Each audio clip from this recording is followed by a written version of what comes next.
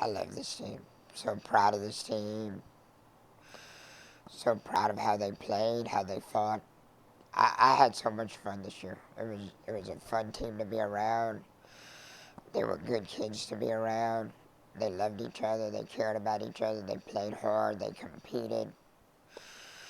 It still stings, believe it or not. It's going to sting for a while. But in the final analysis, I'm not going to watch the game again. I'll never watch that game again, ever. And a lot of people want to cast blame or play the what if game, what if. I'm not doing that, because I know how hard these kids worked. I know how much they cared. I know how much they put into it. And, in the final analysis, it comes down to an inch or a pitch or a play or whatever. And, yeah, if you play that game, it eats you up. So you just let it go and appreciate the good stuff that happened along the way and get on with it.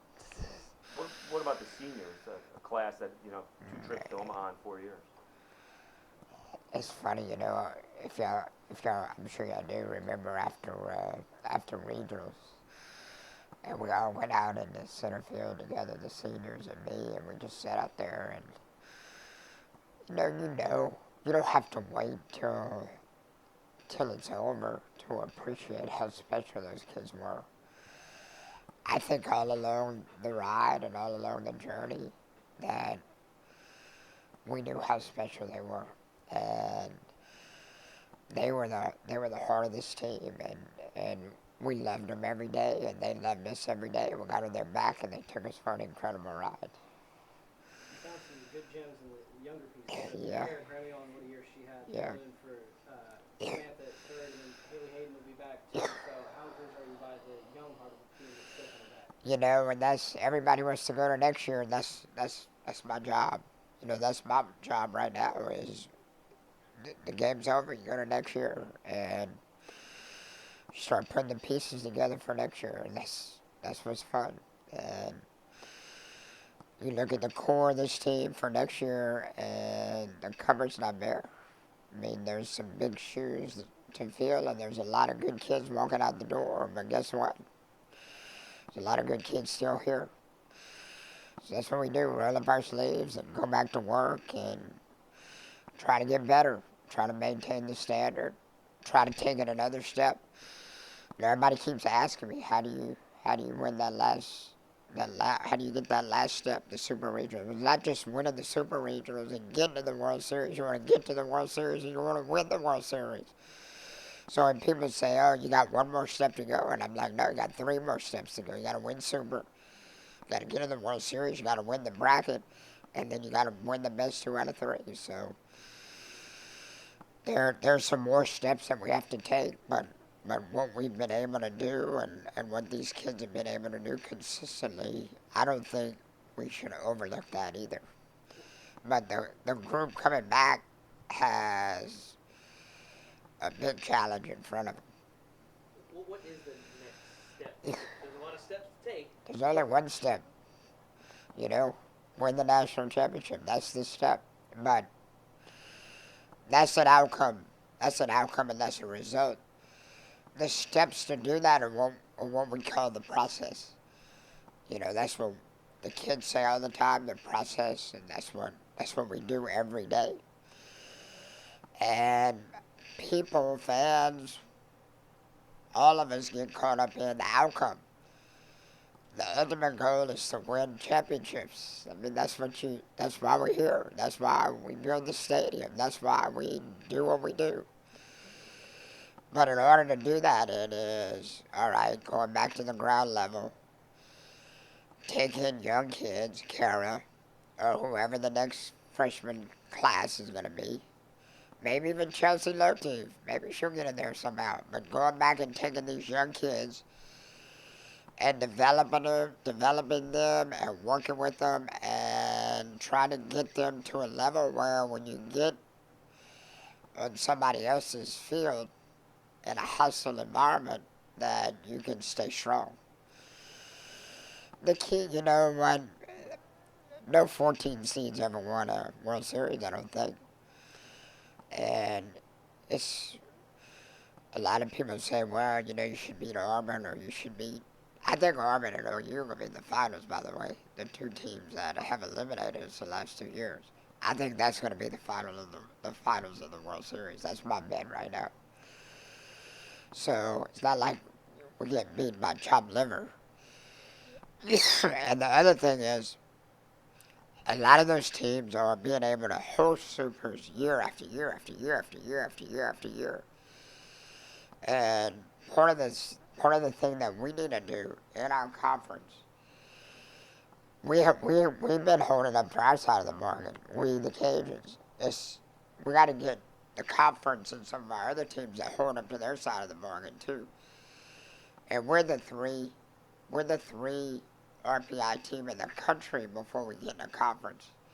And then we come out, we get a 14 seed. So, you know, and they talk about all this baloney about this conference or that conference or this stuff or that stuff. It's all there's some subjective things that are going on that too, and it's all about getting the best RPI that you can get. So when you get to postseason, you can host. Next year, got Alabama coming in there, got Florida State coming in there, you got Baylor coming in there. There's gonna be some series on the road that we're working on right now. We're gonna do our part again with the young team. With a young team, most coaches would shy away from that. Would shy away from going to play those perennial powers to kind of pad the record and keep the streak going. No. We're going to play them. And we're going to do our part, and hopefully we have to prepare for two things. We have to prepare, okay, if we can get the seed and we can host here, then it's a lot easier playing in front of this crowd. If we'd have played OU here, we'd have beat them, I promise you. Haley Hayden walks up there and hits that leadoff home run, and this crowd goes crazy. Remember Arizona, they never recovered. You know, on the road is different. It's different. Having our fans behind us is different, and it's a different mindset. So sure, we want to do it in front of our fans, but if we can't, and the likelihood is that we're not, then we have to figure out how to get tougher earlier to be able to overcome that kind of environment. You know, that's kind of been the formula for you guys of scheduling this really big series. Oregon, Oklahoma a couple of years ago, Yeah. Florida, you name it. You know, you're still doing that obviously, but you kind of mentioned it makes me think that maybe you have to even ramp it up even more and continue and really stretch this thing to where you're playing powers every weekend. Is that maybe the key to maybe getting that top 8 seed? No. It's still home and home, and this business is home and home. Man, our fans deserve the good teams to be here. So we have to travel, and then we have to come here, and then we wanna run our tournaments, and have to go to class too. You know what I mean? Overrated. At some point, I have to go to school. When we talk, I think it. Right. Dr. Salva doesn't think it is. when we talked earlier in the year, you kind of talked about how Alex isn't your traditional kind of power pitcher in the Wallace and vein of actually. You said you just should get to that stage. That's kind of a lesson learned maybe from Auburn. Is there a lesson you learned from this season that you kind of go about retooling offense, defense, whatever?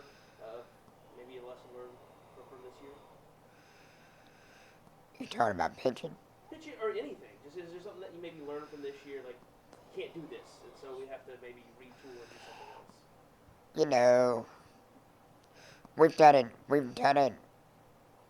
If you really think about, like, people want to pigeonhole and say, this is what Coach Mike does philosophically, and he's not going to move away from it. It's not true. Like, I think that we as a coaching staff sit down every year and we assess our talent, and we try to give them the best chance to win. Sometimes it's hitting home runs, sometimes it hasn't been. I mean, we've had 4 slappers in the lineup before. We've won with power pitching before, Brooke Mitchell. When we don't have a power pitcher, we run with contact pitching.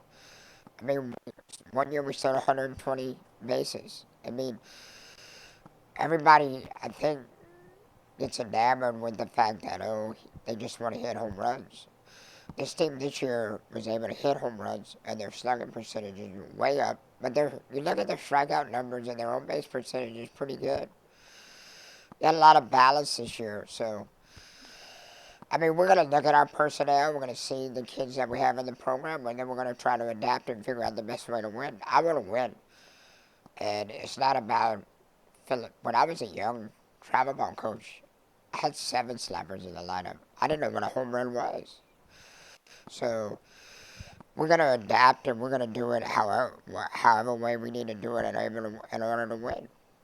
Well, you have to adapt, maybe. Yes. Because of the core. You got to adapt. Lexi, Kelsey, and Kelly. I mean, those are 3 probably the best power hitters in a class. No, we're going to have to adapt. With the core that you have, does it kind of lend itself to maybe not necessarily 8 home run hitters with Kara and the like? Kind of No, we're going to adapt, and that's what the fall is all about. You know what I'm saying? Like, we can make projections right now, but we're going to adapt throughout the fall. We're going to see what our personnel is. We're going to see, you know, who comes back ready, who's mentally ready, who steps up, who's ready to compete. And then once we put that core together, then, you know, we'll start getting a feel of how we want to play. Those seniors, Sarah Corbello, I mean, Lexi's already going to be on the Yeah. way to go play. Have you started to miss him already? Yeah, definitely. I miss him. I miss those kids. And Shelly will be back as a GA. Lexi will be back. Corbella, they're all going to be back. They're all getting their 5th years, so they're all going to be here. They're all going to be around, but I'll miss throwing them in the box for sure. The relationship's never going to end. I mean, they're already texting me, and you know, we're already going back. That relationship is forever, and I'm sure they'll be hanging around here. And the memories are good, the smiles are good, and you know, and college is that's just what it is. Their time is up, and now they're ready for the next challenges in their life, and it's time for the next kids to experience what college softball is all about and learn those life lessons. And the next Carmelos and the next Elkins and the next Landrys are sitting in that lineup. And as we watch them develop in 2 or 3 years, we'll be talking about how you're going to replace them. And that is the fun thing, you know, talking about Ojo, how you're going to replace her. You're talking about Brooke Mitchell, how you're going to replace her. Lena Addison, how you're going to replace her. Marissa Myers, how you're going to replace her. Holly Tankard. And for whatever reason, it's like next up. And it presents the opportunity to the next generation of kids to be able to have that experience. I feel comfortable that this program is in the right place and in good hands.